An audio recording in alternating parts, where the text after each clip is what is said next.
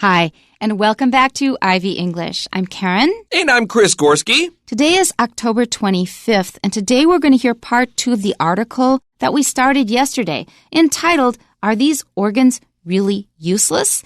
And we started off by talking about an organ that is commonly viewed as not really necessary, namely the appendix. That's right, and I don't have an appendix, but I am still feeling some after effects of having it removed. That's interesting. So I have been fortunate. I did not have any serious problems with my appendix so far. I suppose this is where I knock on wood. I still have my wisdom teeth. All of the common things, the common problems that a number of adults will face, I have been pretty lucky, I suppose.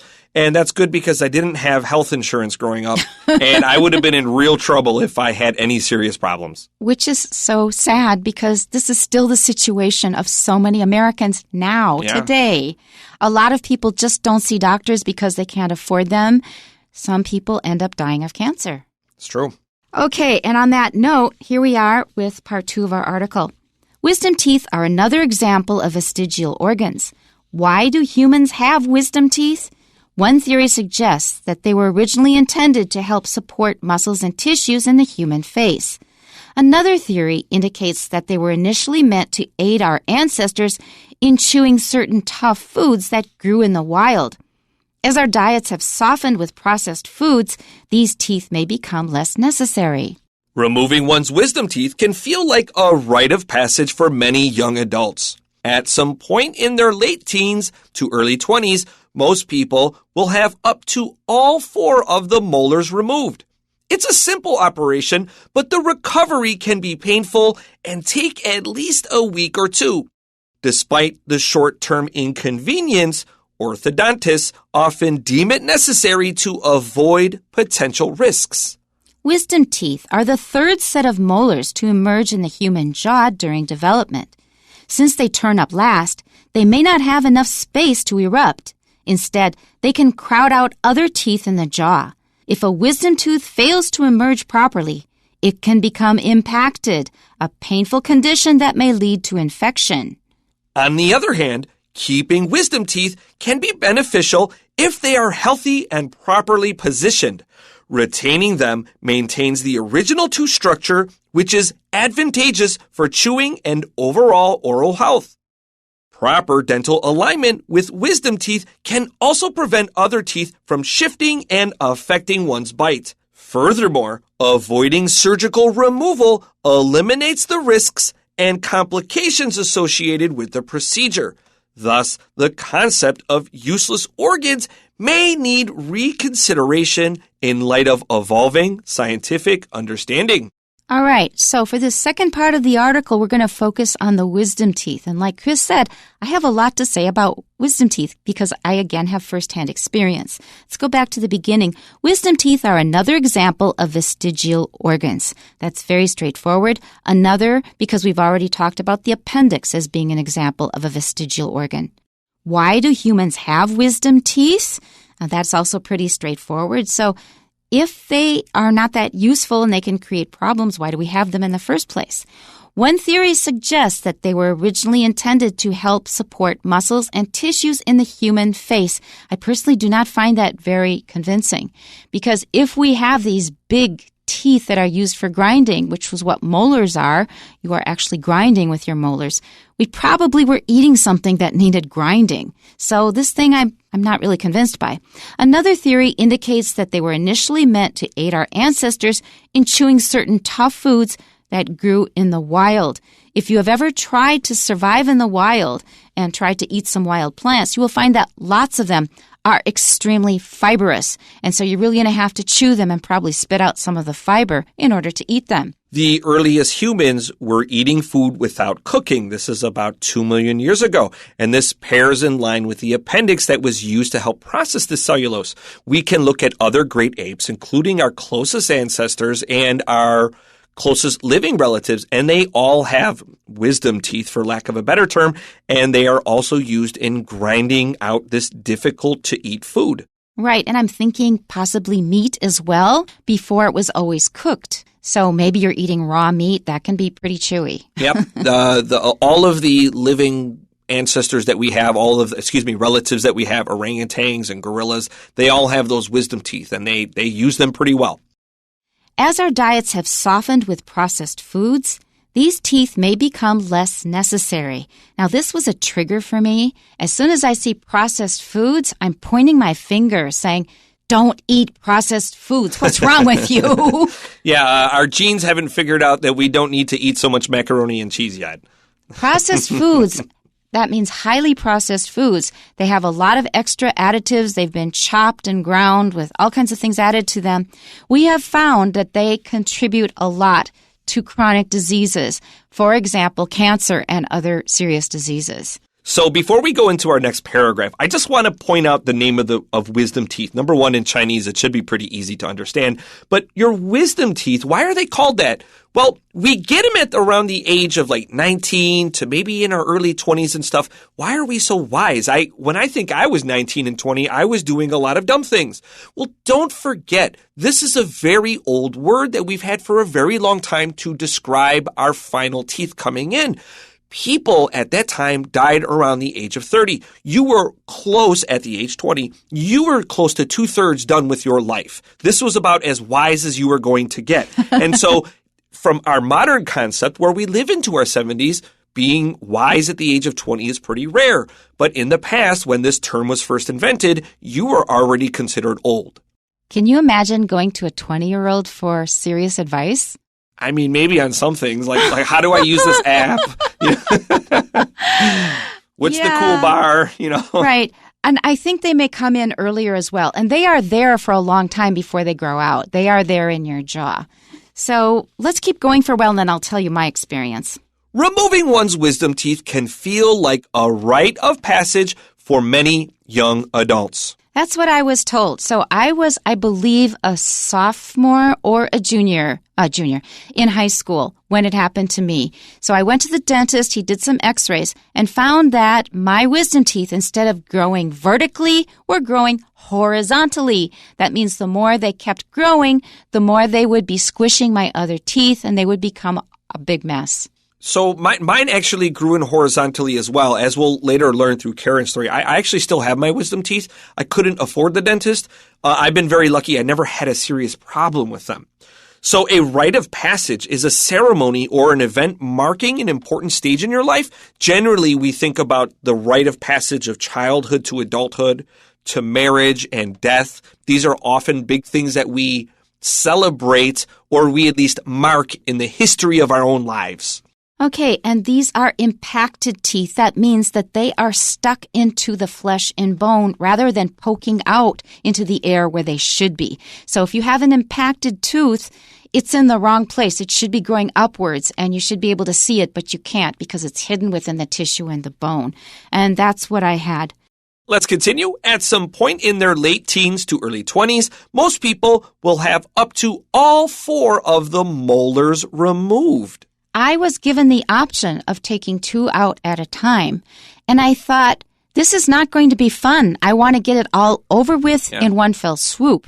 So I did. I had all 4 removed. Wow. So was your mouth real puffy? I'll come to that. Okay, so molar is a Latin word for millstone. Remember, these are teeth used to grind foods. A millstone is a big stone used to process grains to make them easier for people to eat. And molar just means millstone. It does the same thing. It grinds up the food. Let's continue. It's a simple operation, but the recovery can be painful and take at least a week or 2. And I think this is a great time to point out that although simple and easy are synonyms, they are really not the same word. And as soon as I heard that and read that little part of the sentence, it's a simple operation, I just had this really strong counter reaction. I thought, I almost said it in Chinese, sorry.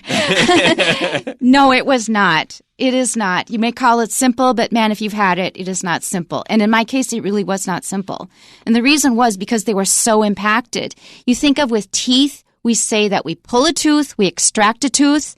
In my case, they had to cut it out. They cut it out. They took a saw and had to remove it. So that means you are actually doing a lot of injury to the bone and to what you've got going on in the back of your mouth. And it ended up extremely bloody. I was bleeding from the mouth for at least 7 days. So after it happens and you've got stitches there, you've got to stitch it back together because you just cut out a big chunk of stuff. I had to be on a liquid diet with a straw for a while, and that was painful already. And for some reason, I didn't really miss food. It wasn't it. It was just that it was painful. It really, really, really hurt, and I was bleeding constantly. And this happened, how old were you again? I was about 17. So I want you to think in context, everyone. So we're adults here. At 17, Karen's reaction is so visceral. She has such a strong reaction to this. This happened when she was 17, and or here 16, we are as 16. Here we are as adults, and the reaction, if Karen told me this happened last year, I would believe her because it still feels so fresh the way you describe it. It's so I could see the emotions in your face. That's right. And I can still see the pictures of the blood seeping out from the corners of my mouth and the straw. And I was having things like milkshakes or whatever it was. It's a really miserable time. And at first I was saying, well, I'll just get back to school in a couple days. And then my family was saying, ha, ha, ha, you're a little too optimistic, I think. Because I thought I was a pretty strong person and I'd bounce back quickly. No, it was 2 weeks. Well, here we are. I was thinking I was mildly disappointed we didn't have some type of Halloween-themed story so close to Halloween. But here, Karen oozing blood for weeks at a time is pretty good. Yeah, it just went on, and I had to spend a lot of the time in bed. And you think it's just your teeth. No, it's just disabling. So it was a pretty miserable time. And at the time I was teaching, so I was in high school, but the way I got into this school was I promised to teach German. So I had to miss some of my classes as well, my teaching. Let's continue here. Despite the short-term inconvenience, orthodontists often deem it necessary to avoid potential risks. Karen, how do you feel about this sentence? Yeah, so it's not short-term. It's not just inconvenience. It really is pretty miserable. And in my case, they said it carried a lot of risk if I did not have them removed. As miserable as it was, that shows that it was really wrongly placed. It was going in the wrong direction, so they needed to do it. So an orthodontist is a specialist in dentistry. This is a kind of dentist that focuses on straightening your teeth, which the wisdom teeth will really mess up your teeth and your smile if they're not taken care of. Okay, now, I talked about after having my appendix removed, like people get along fine. I've lived several decades since then. I also have after effects from having my wisdom teeth removed. Interesting. I will come to that. Okay, well, before we get to our third paragraph, Karen, I was thinking that perhaps because you had such problem with your wisdom teeth, perhaps you should have researched Roman tooth cures. Oh. So as long as we've had teeth, we've had problems with our teeth, but we haven't had medicine to really take care of our teeth until very recently in history. That's right. And the Romans were rather quite creative, and because they were such prolific writers, we have many of their manuals, including their dentistry manuals. So the Romans suggested several ways to take care of your teeth before tooth extraction was suggested. So one popular way to take care of a painful tooth was to go to a pond under a full moon and catch a frog, and you would spit into its mouth and then throw the frog back in the water. Did you try that, Karen? That sounds like Tom Sawyer. They had a bunch of funny little ways of treating things, like warts. It was warts. It was warts? Okay. Yeah. Now, another suggested cure from the Romans was to find a tree struck by lightning and to chew on the wood from that tree. I don't think that would do it unless it just kind of broke the skin and then kind of gave the tooth some more space. Maybe. Okay. Well, all right. Here's option number 3, Karen, and maybe you should try this one, okay? So there's a medical textbook from Roman times that suggested you gargle with urine, your own pee-pee. Now, I should note that it doesn't tell you whether you should gargle your own pee-pee or the doctor's. It's not too appealing. I think you'd rather just go for the tooth extraction, right? There are some health food groups that are kind of weird that drink their own urine. Nah, not me. Not me either. I think it's time to move on to the next paragraph. Here we go. Wisdom teeth are the third set of molars to emerge in the human jaw during development. So they were obviously trying to get out when I was about, say, 14 or 15, and they kept going and things were not going well. Since they turn up last, they may not have enough space to erupt.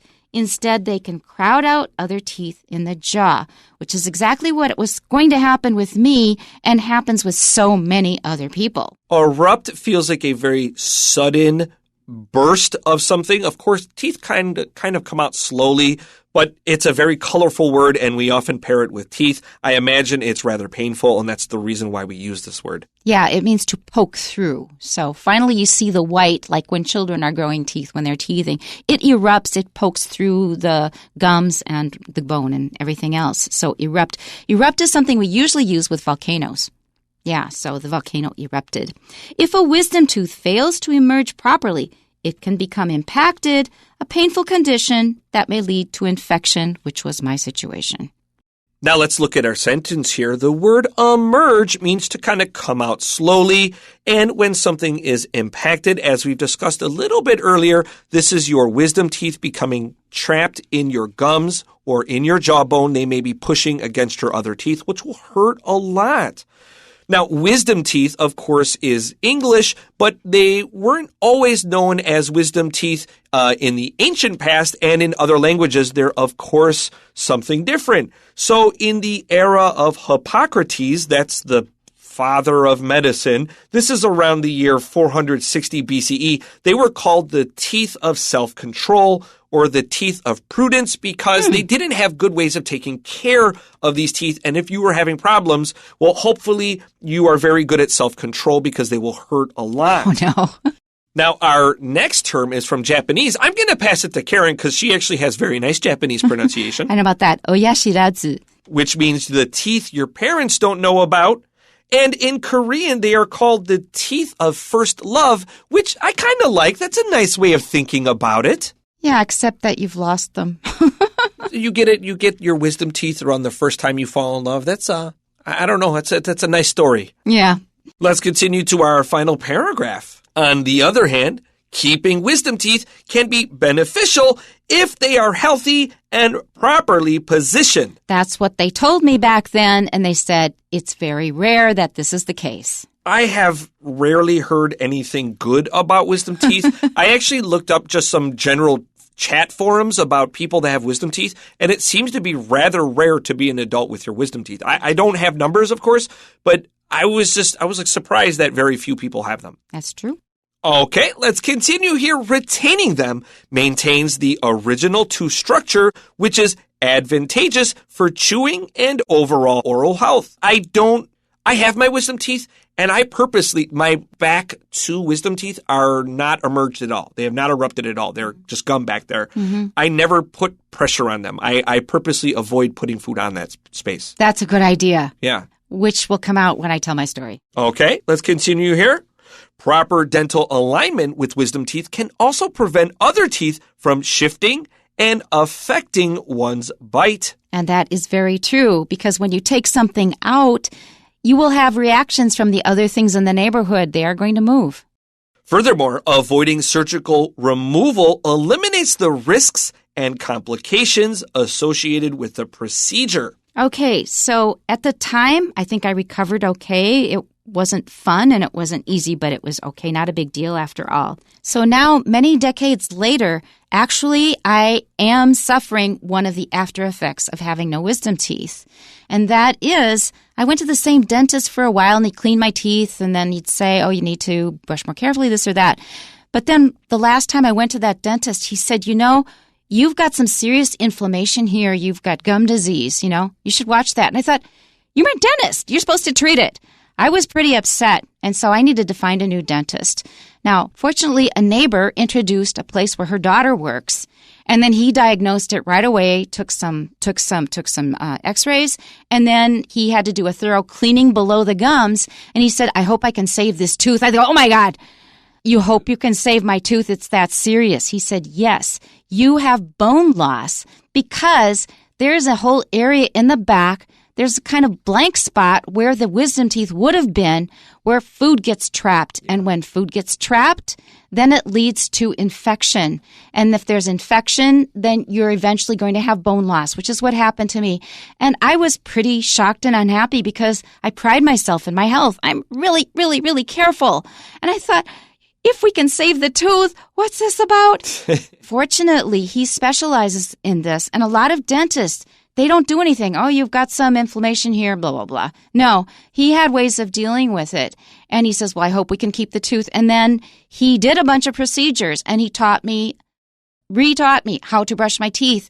It's not about brushing your teeth. You have to brush the gums to get that decaying food out. Yeah. It's stuck back there. So he says you buy a special kind of brush that will fit into that little notch that was left by your wisdom teeth after they were removed, and you have to clean it out. And for weeks he said, you still have the same problem.